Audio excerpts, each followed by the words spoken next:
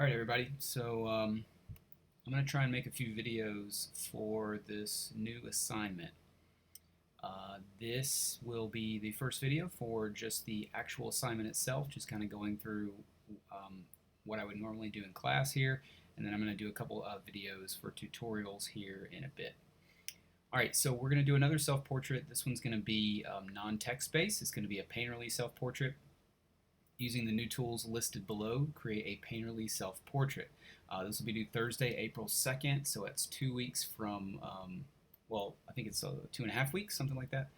So a pretty good bit of time. I'm giving you a little bit more time than I would in class because I want to make sure that that everybody has time to ask questions and all that kind of stuff. You will start this piece in the same way you started your calligram, which means go to File, Place, and put a photo into your document and then draw on top of it. So we're going to be tracing over our photo just like the last couple of assignments. Using the highest quality setting on whatever camera you use, take multiple photos so you have different options to choose from when you get into Illustrator. Consider lighting, as this will alter how you're gonna paint on top of it. Obviously, it's going to be it's going to alter your highlights, your midtones, your shadows, all that kind of stuff. When drawing / painting your portrait, utilize different techniques for different parts of the face and head. Different textures, brush styles, etc. All will help to differentiate between things like hair, skin, eyes, teeth, fabric, etc. So when I show some of the student examples, you'll see what I mean by that. Don't forget to create a background. The background should complement the portrait in some way and can be abstract or representational, but not a photograph, which means you're going to have to draw or paint the background as well. Your finished product will not visibly show the photo of you. This means that occasionally you should turn off the visibility on your photo layer just to make sure that everything is looking the way you'd like it to. And then grading criteria, which is the same as the last one: finish quality of the image, complexity of the portrait, recognizability, and creative use of color scheme and background.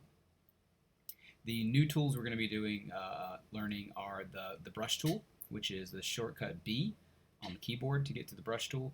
You'll be primarily using this tool to draw lines or to use interesting brush styles with, for example, drawing hair.